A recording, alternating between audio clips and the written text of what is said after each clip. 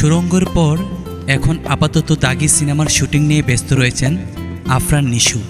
ইতিমধ্যে শেষ হয়েছে সিনেমাটির 90% শুটিং।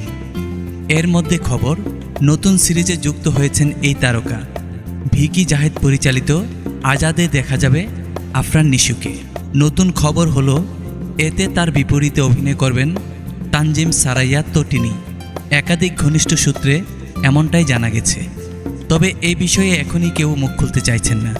খুব শিগগিরই শুটিং শুরু হবে, অর্থাৎ দাগির কাজ শেষ করে আজাদে অংশ নেবেন নায়ক আরফান নিশু। সিরিজটি আগামী কুরবানি ঈদে হইচই মুক্তি পাওয়ার কথা রয়েছে।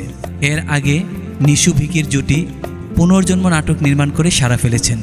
নতুন এই সিরিজের গল্পও একই প্যাটার্নের। সিরিজটি প্রযোজনা করেছেন SBF Alpha I Entertainment Limited. প্রসঙ্গত গত বৃহস্পতিবার মানিকগঞ্জে দাগির শেষ লটের শুটিং করেছেন আফরান নিশু। এখন সিনেমাটির এডিটিং চলছে, আর একদিনের প্যাচওয়ার্ক শুটিং বাকি রয়েছে, যা শেষ হলে সিনেমাটির ক্যামেরা ক্লোজ হবে। অন্যদিকে ভিকি জাহেদ জয়া আহসানকে নিয়ে তার আসন্ন ওয়েব সিরিজ জিম্মির শুটিং সম্পন্ন করেছেন। এখন সম্পাদনার কাজ শেষ করছেন। এটি শেষ করে আজাদের কাজ শুরু করবেন বলে জানা গেছে।